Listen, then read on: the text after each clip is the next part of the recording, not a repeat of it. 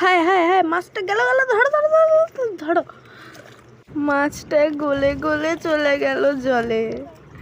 Hello guys, welcome back to my channel. তো আমি চলে এসেছি একটা নতুন ভিডিও নিয়ে। তো তোমরা সবাই ভিডিওটা ফুল ওয়াচ করো, আশা করি তোমাদের ভালো লাগবে। তো তোমরা সবাই ভিডিওটা দেখতে থাকো।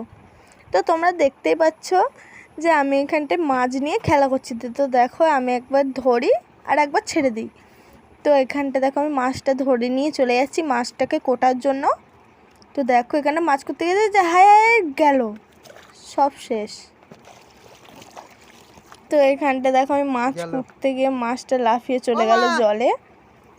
তো এখানটায় আমার অবস্থা দেখো যে আমি কিছুই জানি না। আর এখানটায় না আমার বড়মশাই চেঁচিয়ে চেঁচিয়ে এবার মাকেও বলছিল। তো দেখো আমি মন খারাপ করে চলে যাচ্ছি এখন ঘরে বঁটি নিয়ে। তো আমার বড়মশাই ওই মাছটা উঠবে ভেবে আবার জাল ফেলে দিয়েছিল। তো অন্য সময় না এই ভেটকি মাছ ওঠে না।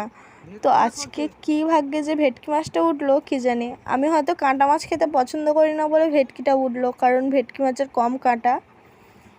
দেখো এখানটা একটা মিডিয়াম সাইজের ভেটকি উঠছে।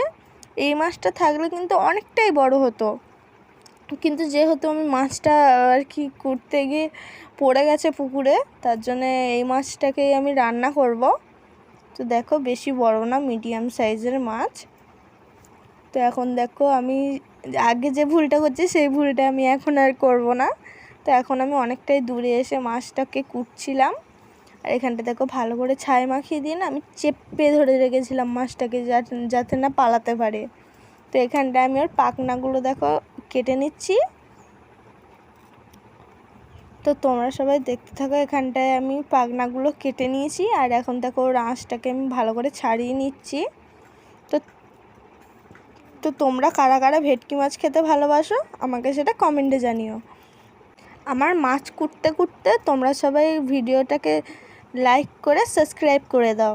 তো দেখো এখানটায় আমি মাছটাকে কেটে নিয়েছি, আর এখানটায় দেখো আমি যে আঁশগুলো পড়েছিল সেগুলো গুঁড়িয়ে নিয়েছিলাম। আর এখানটায় না পিঁপড়েও চলে এসেছিলো। তো এখানটায় দেখো আমি মাছটাকে ঘষে ঘষে ধুয়ে নিচ্ছি, যাতে না কোনো নোংরা বা আঁশ যাতে না থাকে। তো এখানটায় আমি ভালো করে ধুয়ে নিচ্ছি দেখো।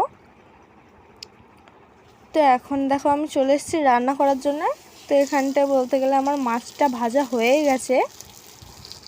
তো দেখো এটা আমি 4 পিস করেছিলাম। আর এখানটায় দেখো কিছুটা আলু কাটছি আর কিছুটা আলু কাটা বাকি আছে।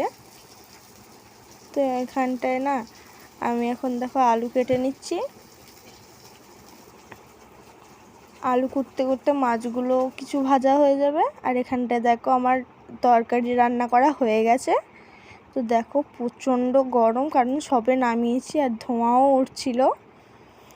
তো এখন না জল চলে এসেছিলো, তাই জন্য দেখো আমি জল ধরার জন্য চলে এসেছি। আর এখানটায় অত বড় বালতি তো আমি চাগিয়ে নিয়ে আসতে পারবো না, তার জন্য দেখো আমি টেনে টেনে নিয়ে এসেছি। আরও একটা ড্রাম আমি পেতে দিয়েছি জল ধরার জন্যে। তো এখানটায় এটা একটু কাদা লেগেছিলো বলে দেখো আমি ধুয়ে দিচ্ছি ভালো করে, যাতে না কাদাটা থাকে। তো এইটা আমি ধুয়ে ওই যে চাপাটা আছে সেটা আমি লাগিয়ে দিলাম। তো দেখতেই পাচ্ছ এখানটায় বৃষ্টি পড়ছে, আর আমি বৃষ্টিতে ভিজে ভিজে বাসন মাজছি। তো বর্ষাকালে কখন বৃষ্টি হবে সেটা তো কেউ, কখন জোরে বৃষ্টি হবে সেটা তো কেউ বলতে পারে না। তার জন্য এখন একটু কম বৃষ্টি পড়ছিল, তার জন্য দেখো আমি থালা বাসনগুলো মেজে নিচ্ছি।